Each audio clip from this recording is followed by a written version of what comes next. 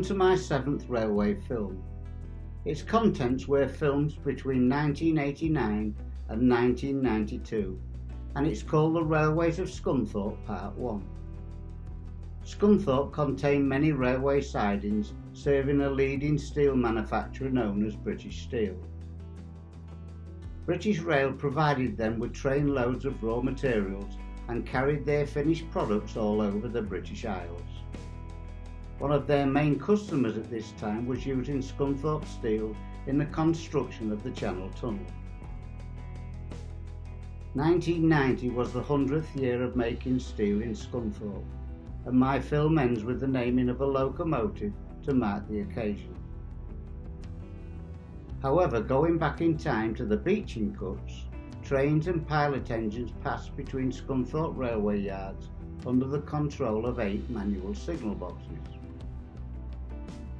The introduction of merry-go-round trains in the early 1970s resulted in a major re-signalling scheme in which 8 manual signal boxes were replaced by a power signal box built on the site of the old Frodingham passenger station. Working to the track circuit block regulations, the box contained a large NX push-button panel, which for working purposes was split into eastern and western sides. The eastern panel controlled trains between Appleby Signal Box and Trent Junction. From there, the western panel worked as far as Crowell, where Doncaster Power Signal Box took over. I have split my film into 2, and this film concentrates on the eastern panel as far as Brigg Road Bridge. This is a sketch of the eastern panel. It shows all main and goods running lines and the entrances to yards and sidings of Scunthorpe, starting from Santon on the left as far as Brigg Road Bridge. We start the film from Scunthorpe Power Box.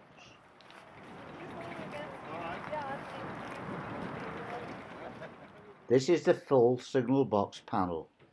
Our view is of Scunthorpe passenger station and West Yard.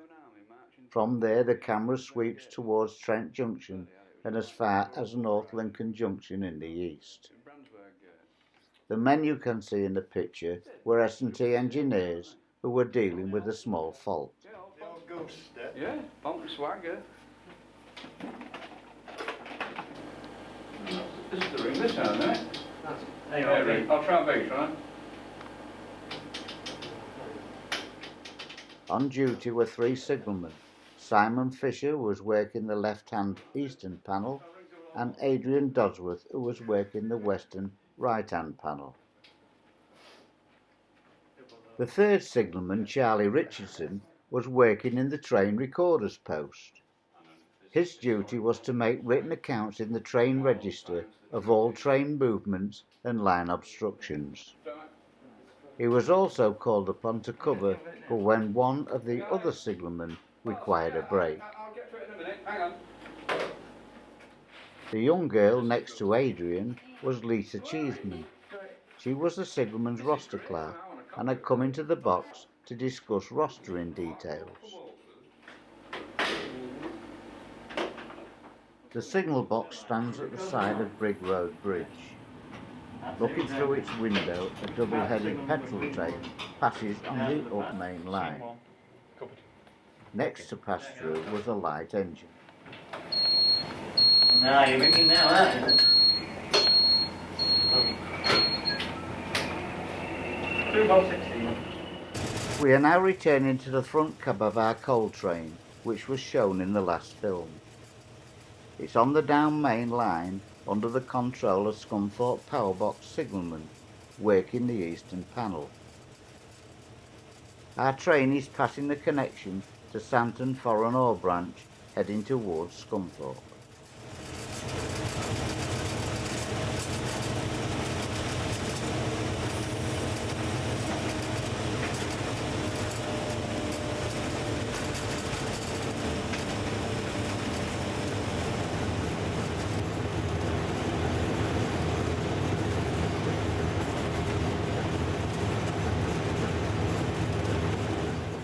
The railway sidings on the left belong to British Steel. when British Rail's Santon signal box was in situ, these sidings were connected to the railway's network.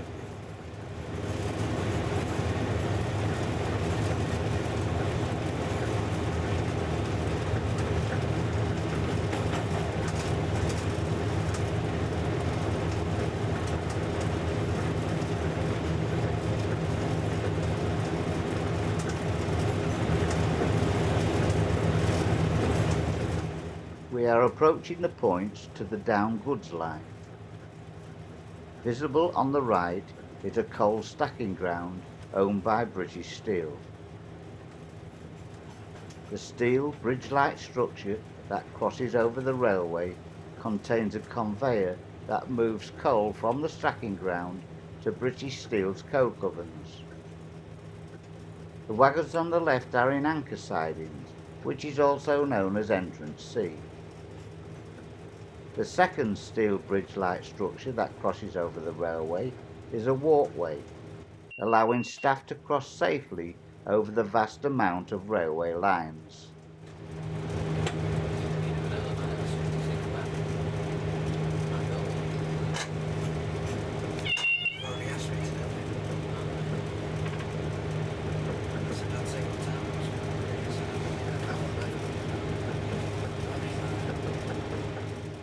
This mainline signal protects North Lincoln Junction. Below its main aspects are two white lights showing at an angle of 45 degrees. This indication allows our train to proceed at caution past the signal onto the loop line. On the right hand side is Scunthorpe Coal Discharge Terminal and the coal handling plant. This is our train's eventual destination.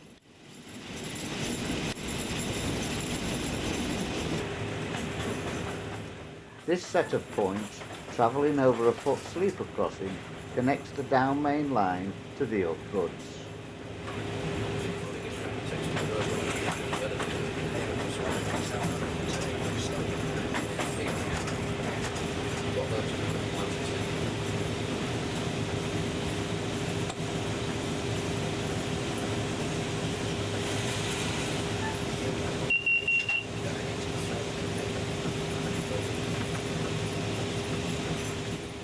As we approach North Lincoln Junction, we can see that the route ahead is set to cross over the up main line onto the loop line, which was previously known as Grimsby Sidings.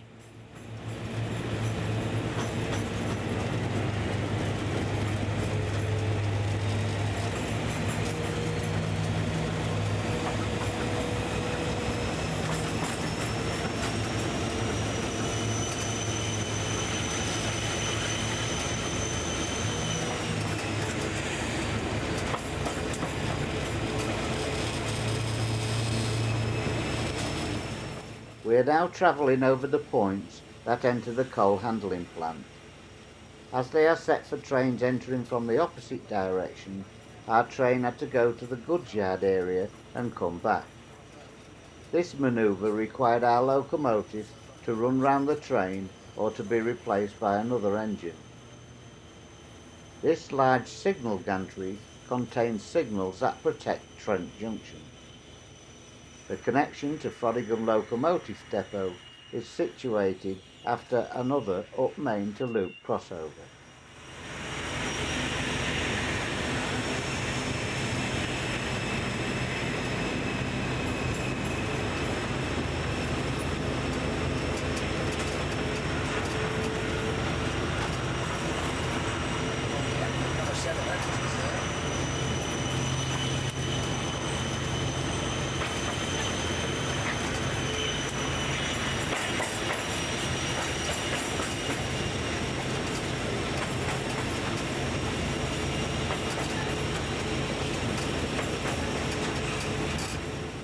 Next to the Trent Junction sign is a single line point connection to Dawes Lane and the North Lincolnshire Light Railway. Just a little further along is the point connection for Scunthorpe Goodsyard.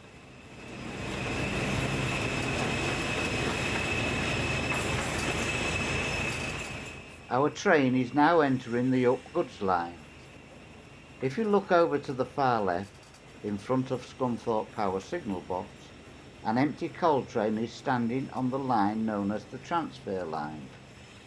It is the train that this engine and crew will take back to the Immingham Bulk Terminal to be loaded up once again.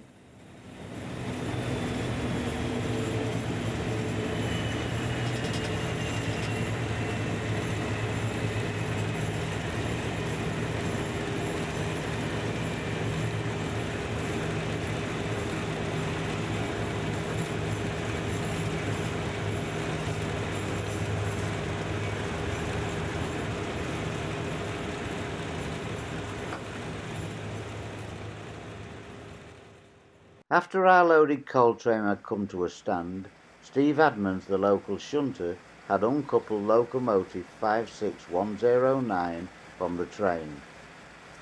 He then joins the front cab of the engine so as to travel over to the transfer line to prepare the empties train for the return journey back to Immingham.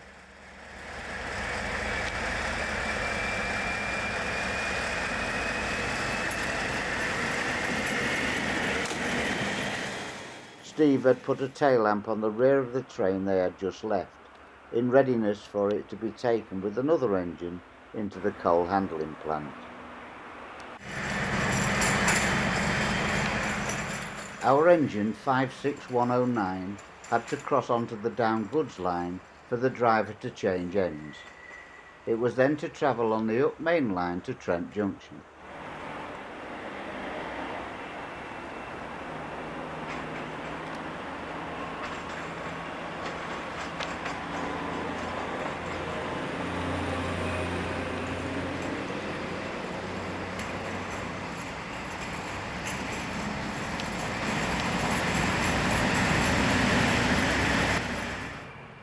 While standing behind the junction signal waiting to cross over, a loaded steel train passes through.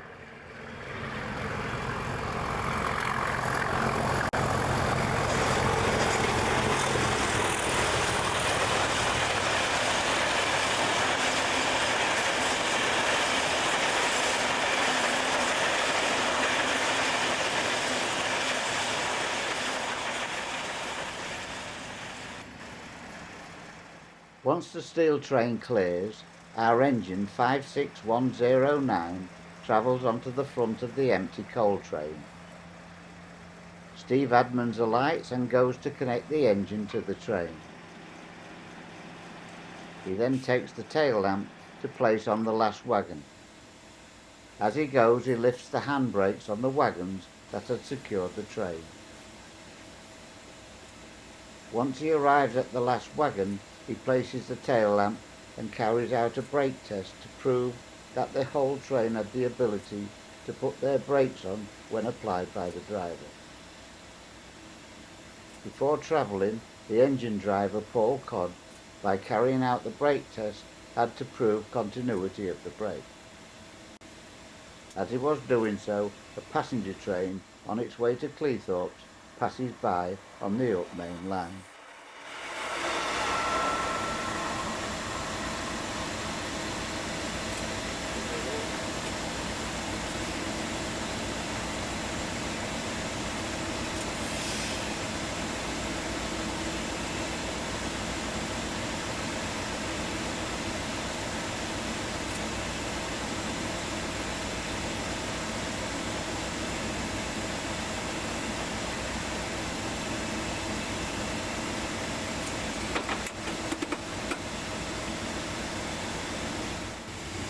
After the brake test was carried out successfully, the train sets off over the crossover at Trent Junction and onto the up main line, passing the coal handling plant on its way back to Immingham.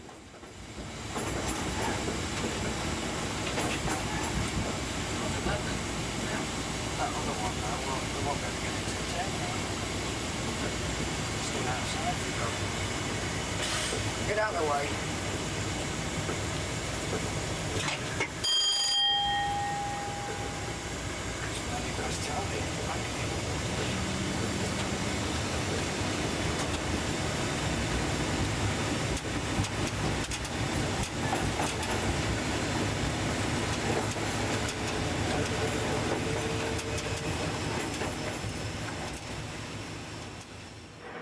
I filmed the yards of Scunthorpe on different days, and the weather was a lot sunnier when I filmed this Immingham loaded coal train being hauled into the coal handling plant.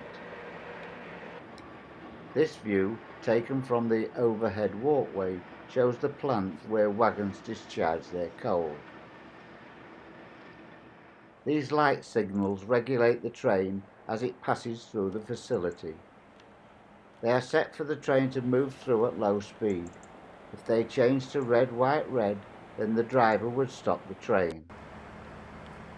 Watching the train entering the plant was Geoffrey Stothard, Scunthorpe's British Rail Assistant Operating Manager. Locomotives are fitted with an electronic speed control in which the driver, before entering the plant, was set his speed at 0.5 miles per hour. As the first wagons of the train enters the coal handling plant, the wagon's bottom doors are automatically opened by trackside mechanical equipment.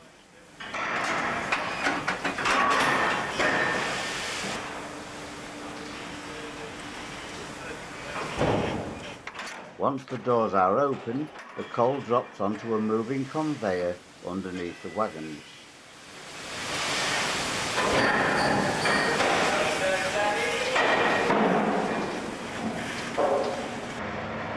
The train, while still discharging coal, is seen coming slowly out the other end of the plant.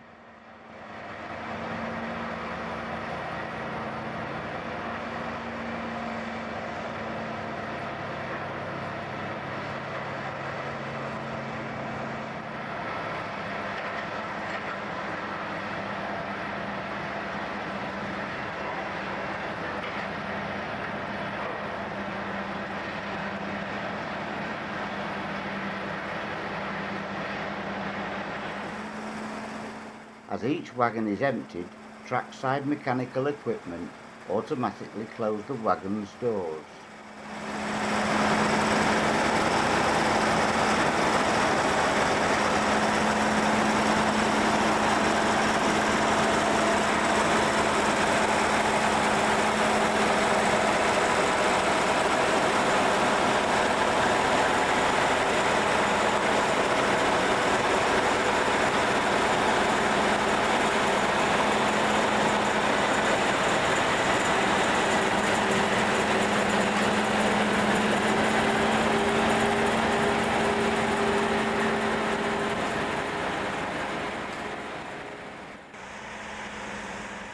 As the empty wagons emerge from the plant, they are inspected by a carriage and wagon examiner from a trackside cabin, seen here on the right-hand side of this clip.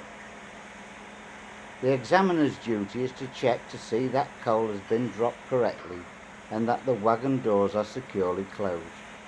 However, sometimes they don't open fully and coal drops onto the tracks. If this happens, the carriage and wagon examiner, seen here from inside his cabin, uses his red emergency stop button to place the signals at red to stop the train.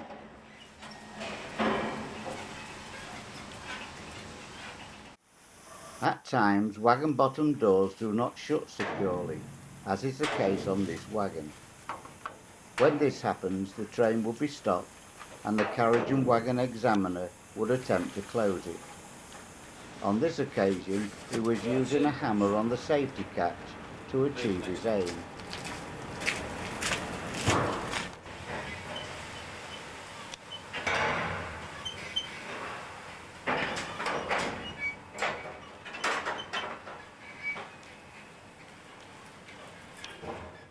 During another incident, when the doors would not shut, the examiner, whom I believe was called Dick Halton, with his assistant, had to resort to using a cable pulley winch.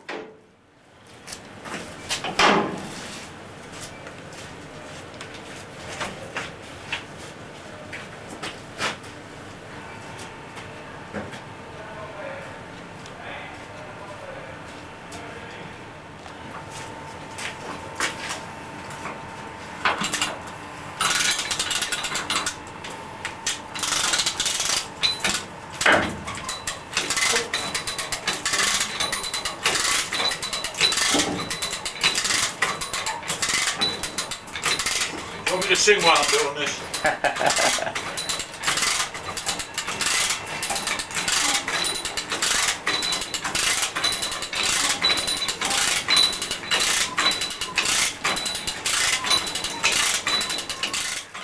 Once we had closed the doors, the wagon would be labelled for repair.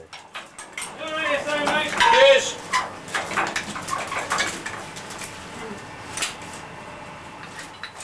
Wagons for repair, including the ones with wagon doors which cannot be closed, or if coal was still in the wagon, would be shunted into one of the plant's cripple sidings.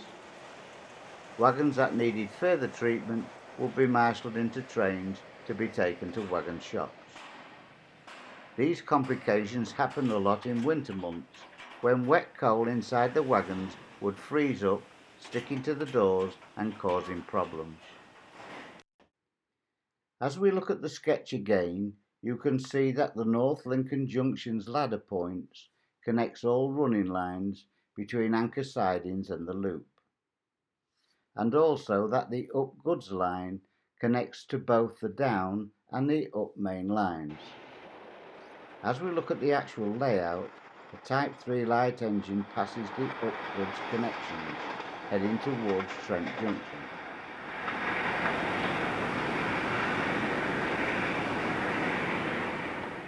Looking towards the right, a local 08 shunting pilot engine can be seen hauling a raft of crippled coal wagons towards the departure signal in the coal handling plant.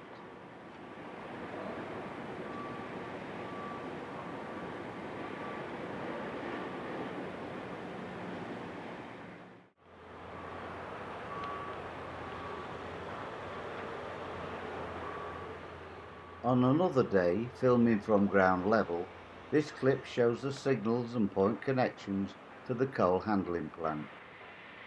In the distance, a freight train can be seen arriving on the down goods line at North Lincoln Junction.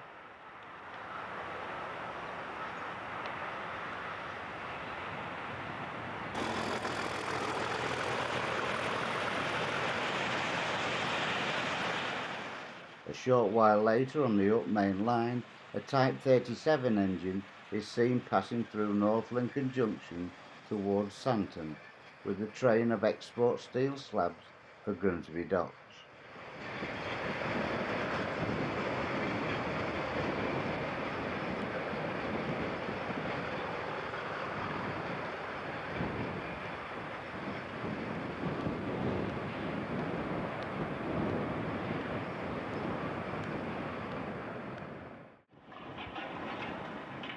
The sidings at North Lincoln Junction was named anchor sidings, also known as entrance C. Their tracks are split into arrival and departure groups. The arrival siding tracks were situated nearest the main running lines, and they mostly held empty wagons for British Steel for their own locomotives to collect. The passenger train on the up main line is for Scunthorpe, having just passed through North Lincoln Junction.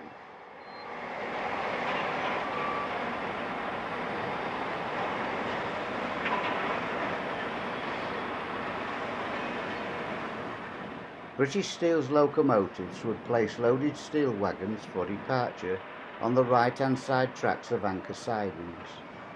If the wagons were for mixed destinations, a local pilot engine would shunt them into train loads.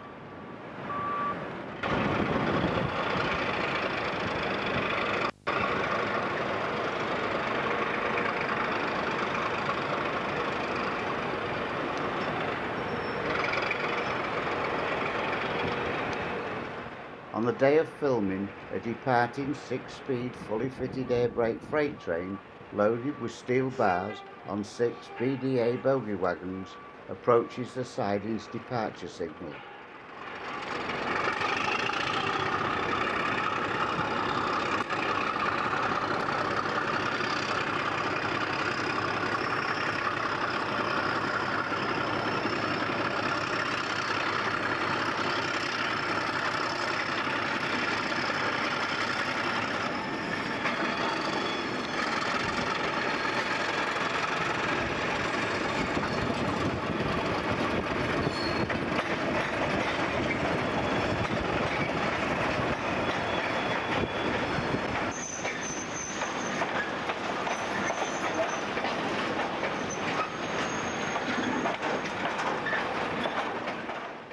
departing signal stands next to British Rail's Anchor Sidings employment building for staff who worked in shunting duties.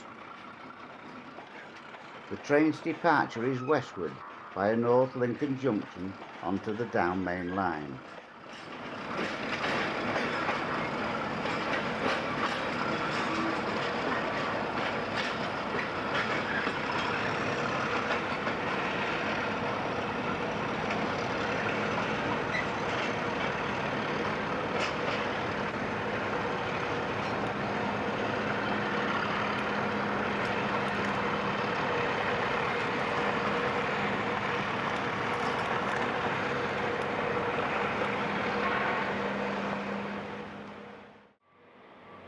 Filming on another day from this same position, the camera pans to the left. To the right of the lamp standards are the tracks of Trent Up sidings, also known as Trent High Yard or Trent Top Yard. Their tracks were being used both ways for departing trains. The sidings to the left of the lamp standards are Trent Down sidings. As steel output had been reduced in 1986, the tracks were mothballed. However, in recent times they were being used to store wagons. This end of the sidings tapered toward North Lincoln branch line and British Steel sidings known as Entrance B and Entrance D.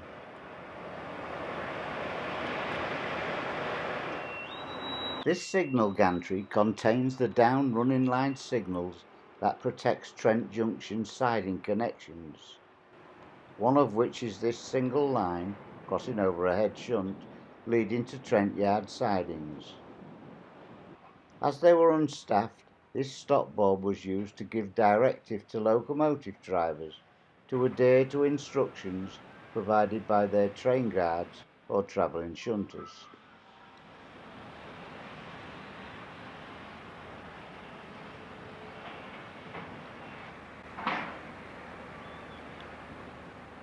On the left are the up sidings of High Yard, and on the right are the down sidings.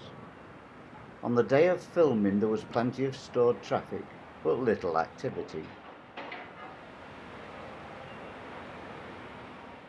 These buildings were previously used by resident shunting staff.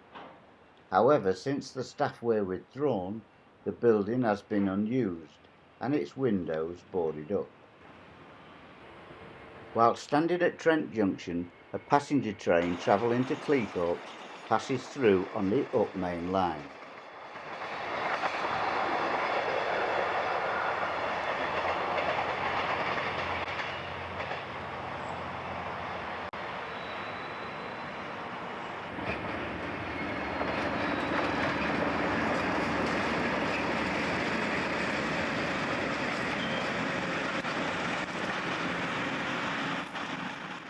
Following the passenger train was a locomotive 37069 hauling a train of loaded steel wagons. It was passing through Trent Junction into the up goods, most probably being shunted to allow other trains to pass.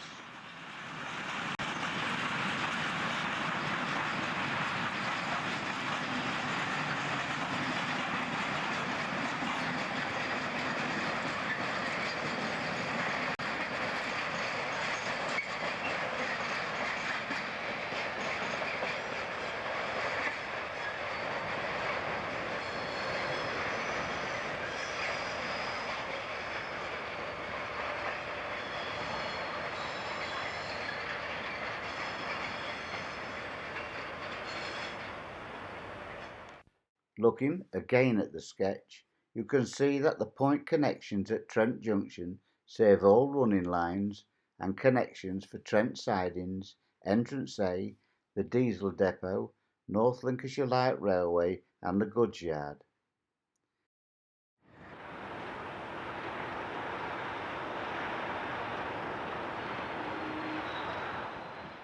This is a view of the tracks looking from the Goodsyard. As we pan to the right, we are looking towards British Steel's railway sidings known as Entrance A.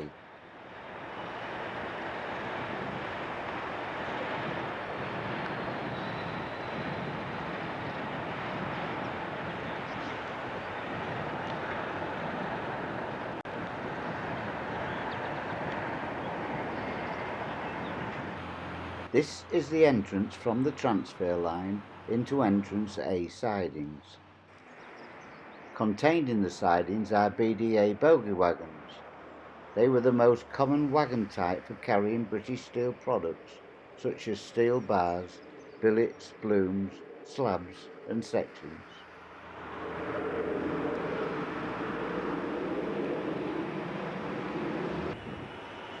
These are the railway lines into Frodingham's diesel locomotive depot.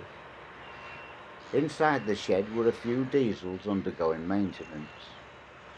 The ones on the outside were awaiting orders.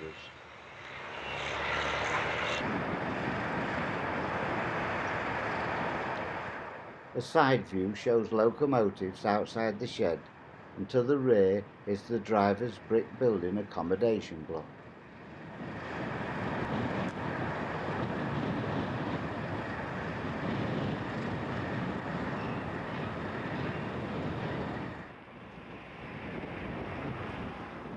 British Rail's Eastern Region Diesel Depot Frodingham opened in 1966, replacing a previous steam shed.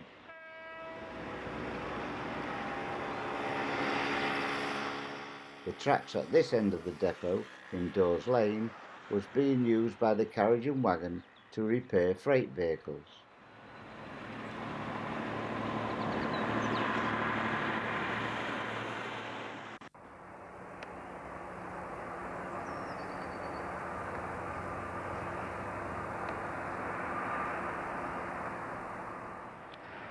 At the side of the depot was these siding lines known as the POC, Private Owner Cripple Sidings. It had 3 tracks, accessed from both ends. Sadly, they had not been used for some time and the tracks were waiting to be lifted. However, they were still connected to the North Lancashire Light Railway at Dawes Lane level crossing, a crossing which was automated during the 1980s.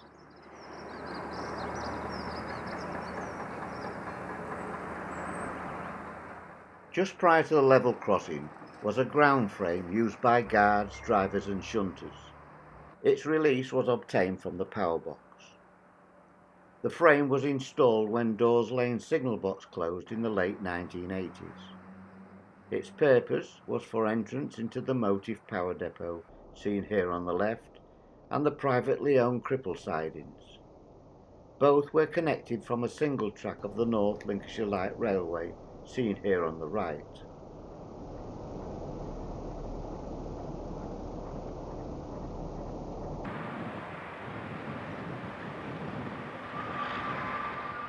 This is the rail entrance to Frodingham Goodsyard and to the single line connection of the North Lancashire Light Railway, seen here on the left.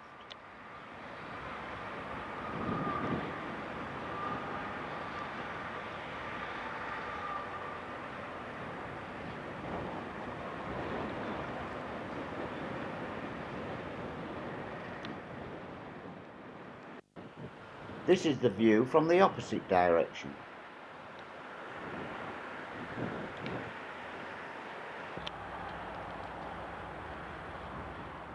The Goodsyard contained 6 railway lines which were used to load and unload general goods and specialist steel. During the 1980s, traffic had been extensively reduced, but the depot was still in business.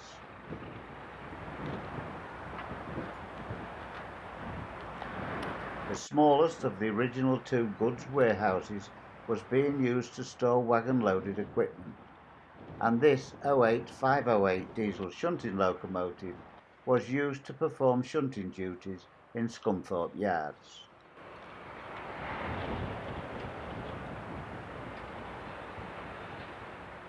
The history of this goods yard began in 1866 when it opened as Frodingham Goods Depot, situated next to the up main line facing the old Frodingham passenger station, which was now the site of Scunthorpe Power Signal Box. This view from Brig Road Bridge shows Rugby cement wagons that were loaded up on a regular basis by a local commercial activity. When full, a local pilot engine would transfer them to Scunthorpe West Yard for departure on one of the regular evening trains. The depot also contained a general goods office and accommodation for Weybridge staff. These can be seen from the power signal box's window. Also in view is the shunting pilot, bringing in a raft of empty open SPA wagons. The local shunter is setting them up in the sidings, most probably for business later that day. No, no, one bit. No, you try this on the bus, I know it's hangable, but pressure. What's the ring from wherever? Where's the ring? Which one? That one. This is the gated entrance for road vehicles into the Goodsyard. The general goods office is on the left and the Weybridge office on the right. This is the view from the opposite direction. Inside the Weybridge office, in a railway blue uniform, is John Brennan, senior railman in charge of the yard and the Weybridge. Opposite him, on our right, is senior railman Tom Yellowleaf.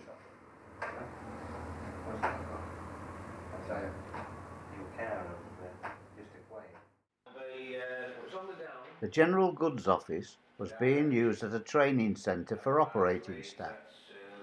On the day of filming, Rex Owen, on the left, an operating supervisor, was learning the use of a new computer programme being taught by fellow supervisor Phil Naylor. Outwards petroleum. GO1. Yeah. GO1 out. Yeah. GO1 out.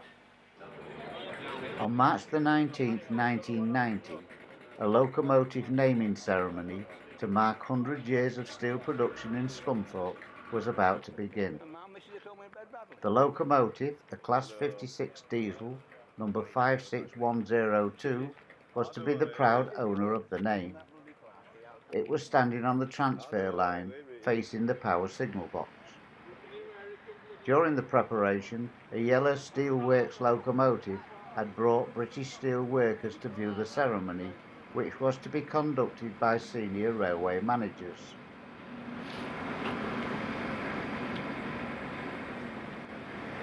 A 100 years of steelmaking inevitably means 100 years of transportation.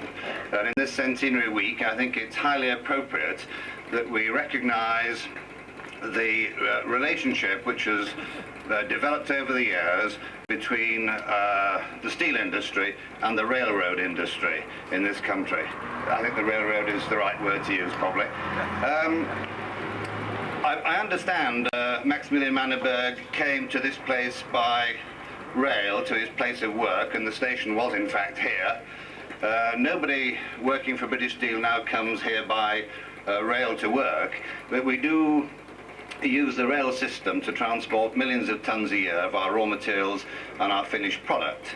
And that product and that service is the responsibility of Barry Graham, who's no relation, I can assure you. Barry Graham, Rail Freight Manager of British Rail. I'd like to pass you over to Barry, who will initiate this unveiling ceremony. Barry Graham. Thank you, John. Your worships, honoured guests, ladies and gentlemen, in fact, my namesake has said some of what I was going to say to already make the point that there is a close affinity between railways and steelmaking in Scunthorpe.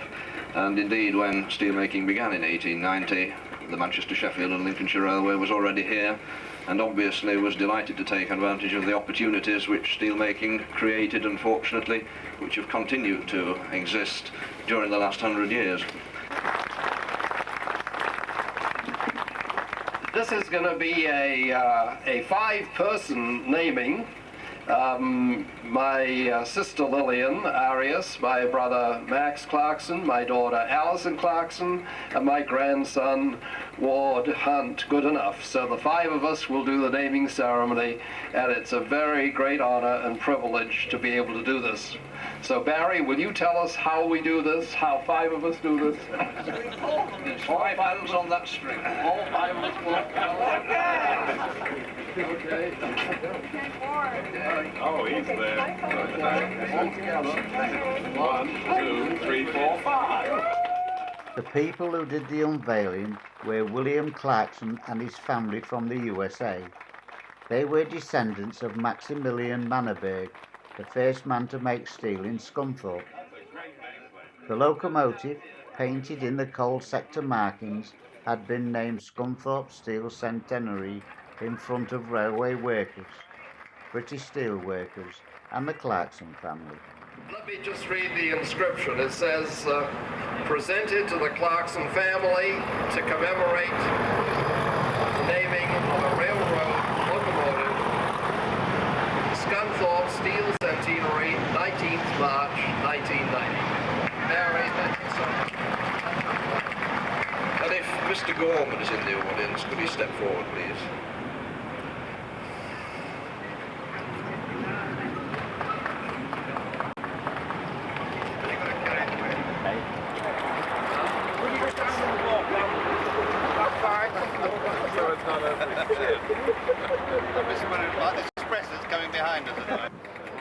We end the film looking at the locomotive standing on the transfer line outside the power signal box.